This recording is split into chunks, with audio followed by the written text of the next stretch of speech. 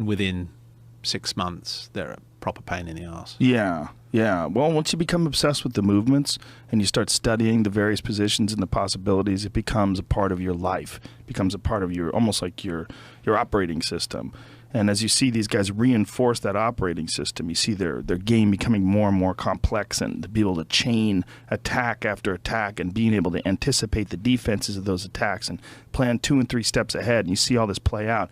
It's an amazing. I really, really enjoy watching someone go from being a beginning student to being a killer. It's a fascinating process because you're literally watching someone develop their comprehension of a language of fighting.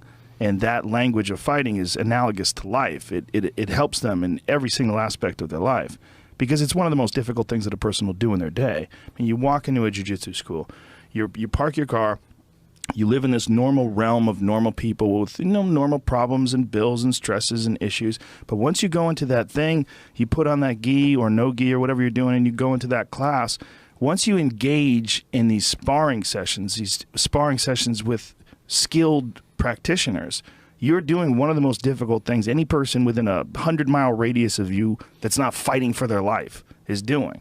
And by doing that on a regular basis and constantly reinforcing this language, it enhances all your possibilities and your potential possibilities as a person. Very eloquent. Yeah, I mean, I couldn't agree with you more. One of the great things I found about jiu-jitsu is whenever I came to a city, we just tap into a computer where the next gym was, and we roll down there. I'm usually with 2 or 3 people. Ivan out there, he's also a black belt. I got a chap that I was with called Bobby the Tits, who was an Olympic judo player. Fucking, you should see the chest on this geezer. He is a beast. That's why he's Bobby the Tits. Bobby the Tits. So a cross between Ivan the Terrible and Bobby the Tits, we used to hit these gyms, and everyone, there's a complete substructure there. If you want to be looked after, they'll give you a gaff. Hello, mate, how's it going? And there's the brotherhood. I suppose it's probably the same for people who go to church. I don't know. But there is a brotherhood that I found amongst fighters where everyone's like game and friendly, come around at the barbecue, do what, and everyone's, there's a whole substructure there that everyone will look after everyone else.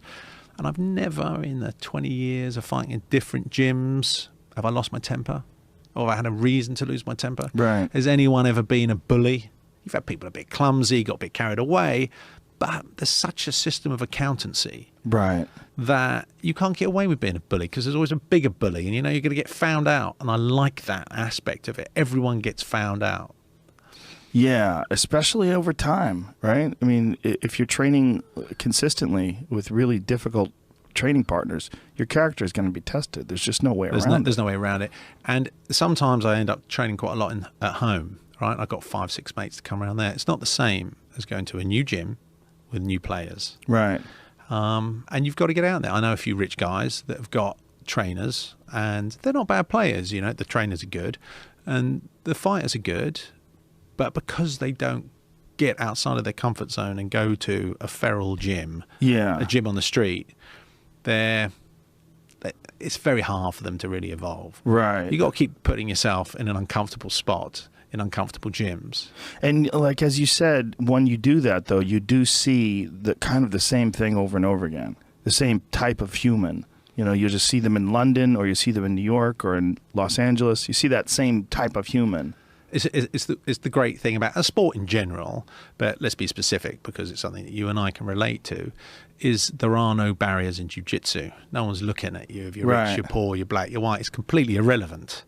You come to the mat, and if you get on with the geezer you fight, you get on with the geezer that you're fighting. Yeah. And there's a complete clarity of vision when you're fighting someone. It's just you're fighting them, and then you rate them on their ability of how they fight. Yeah, and you carry that social hierarchy, like what's important in that school is that it is like who is proficient, who's very good. That's the currency. Yeah, the ultimate currency. Yeah, right. Yeah, I had a name when I used to train out here or in New York. They used to call me Hollywood, because I was like the only celebrity kind of person that used to come in and say, "Oh, right, Hollywood, you fancy a little roll around, this, that, and the other." But that, and a couple of people initially went, "Oh, you're that geezer," and that lasted all of 30 seconds. Right.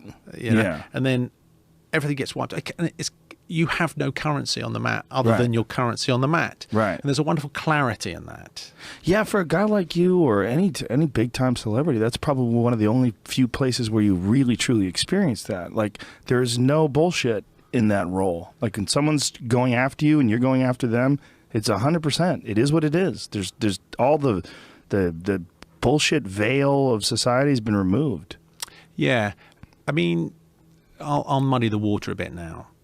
So harking back to what we were talking about previously, I'm aware that you become less adventurous as your ego grows in jiu-jitsu, right?